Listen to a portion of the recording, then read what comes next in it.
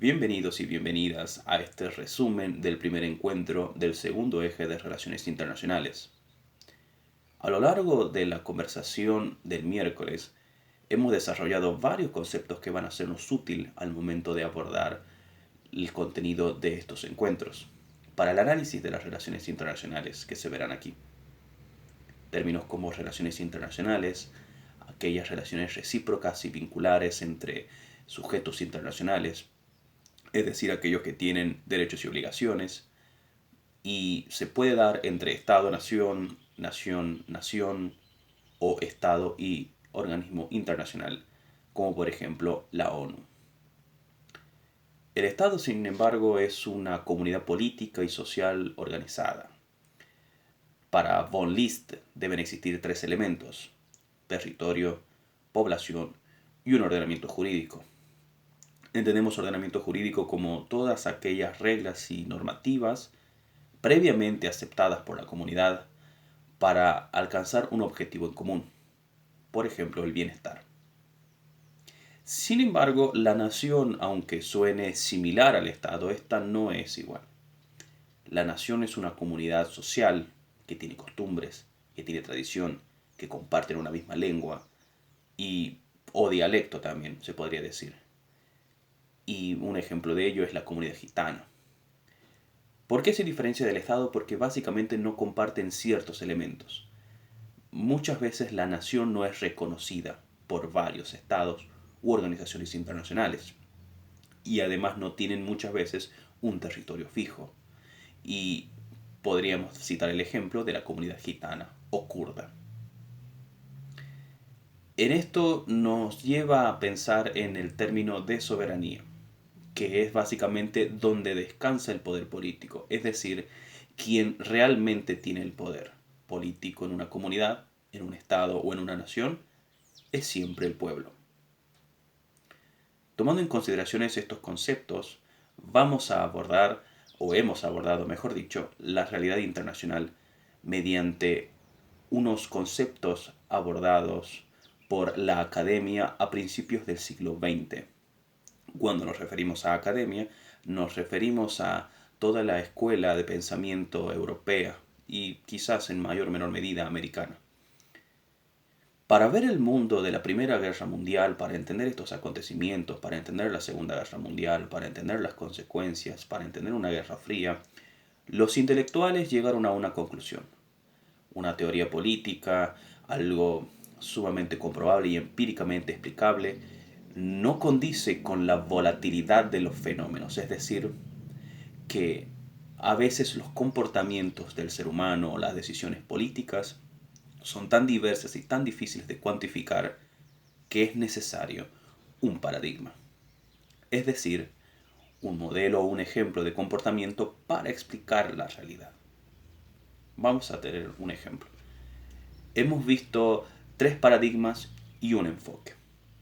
Entre esos paradigmas hemos visto el paradigma realista, el paradigma liberal, el paradigma de la teoría crítica, y el enfoque constructivista. Brevemente hemos llegado a la conclusión de que el paradigma realista es aquel paradigma que condice que la naturaleza del ser humano es conflictiva y por ello, en un sistema internacional como el que conocemos, primará el conflicto, la desconfianza y cada país buscará armarse.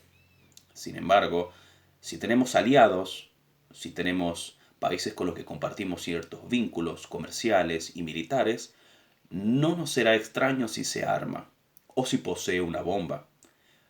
Pero sí quizás si se arma otro país que justamente quiere nuestro lugar como el gran hegemón.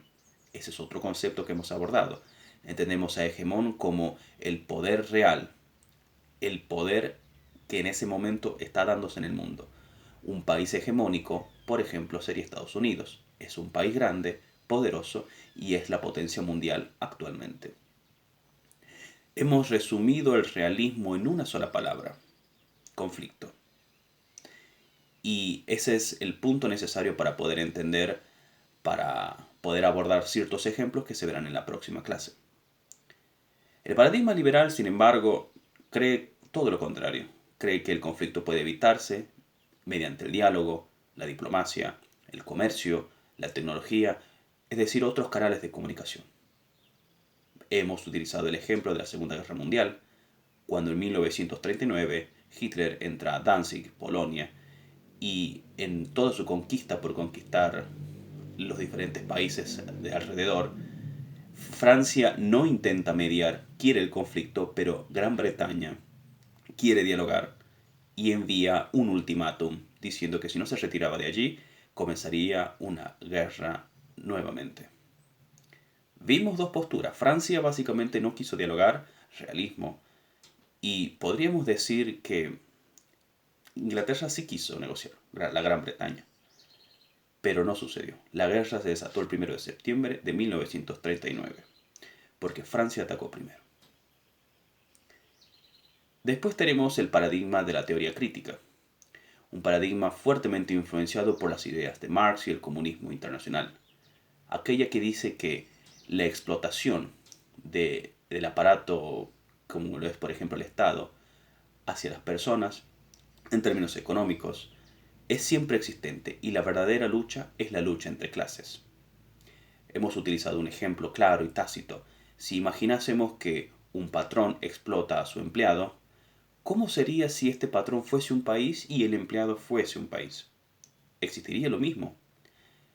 Hemos llegado a un acuerdo y un consenso general en que sí, existen países ricos que explotan a países pobres.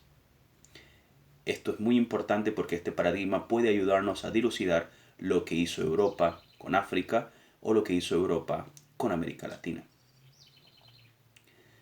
Y por último hemos abordado un enfoque que no llega a ser un paradigma, pero es el enfoque constructivista. Es decir, aquel enfoque que permite ver la realidad internacional y explicar entre el realismo y el liberalismo un punto medio.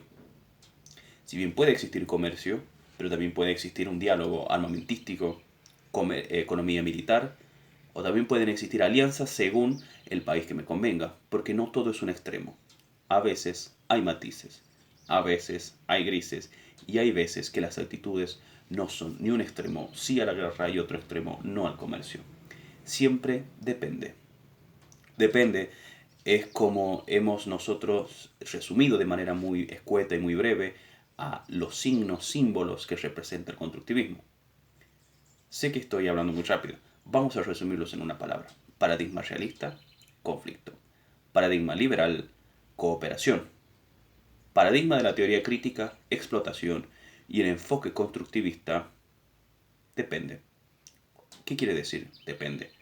Básicamente que si veo tanques ingleses, me alarmaré como argentino porque pensaré que empieza un nuevo conflicto.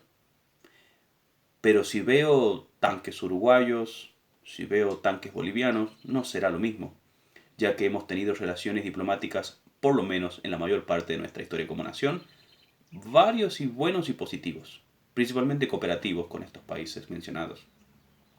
Hay proximidad, hay quizás un lenguaje común, hay dialectos similares, hay una historia compartida de conflicto. Eso nos vincula. Por eso depende quién cruce la frontera con determinados tanques. En el segundo apartado de nuestro conversatorio fue más que todo dinámico. Me fue muy importante para mí tocar la importancia de la Revolución Francesa, una historia breve, no breve, sino que ha sido abordada de manera breve, para poder explicar cómo terminó en una revolución como lo fue la toma de Bastilla, cómo la burguesía tomó y influenció demasiado poder para sí misma y cómo el ordenamiento jurídico cambió para siempre, acabando con la monarquía, que era un régimen político que había estado por siglos en Europa y que quiso ser replicado en las colonias, desatando la importancia de la soberanía, desatando la importancia del poder, que quien realmente tiene el poder es el pueblo. Luego hemos abordado 3 mapas de manera muy sucinta y muy rápida.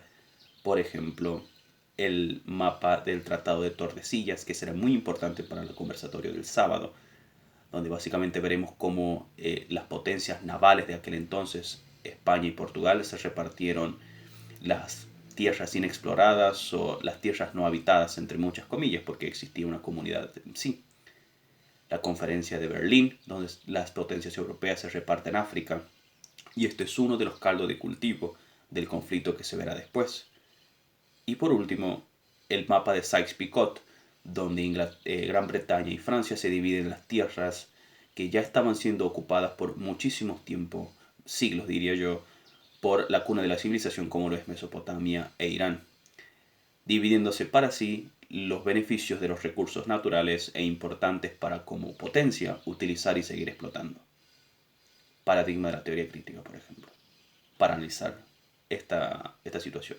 El tratado Sykes-Picot de 1916. Será muy importante la clase del sábado, ya que hablaremos de manera breve estos acontecimientos del siglo XX para poder entender la política del siglo XXI. Y nos encaminaremos siempre desde un pensamiento situado, crítico y latinoamericano, por sobre todas las cosas.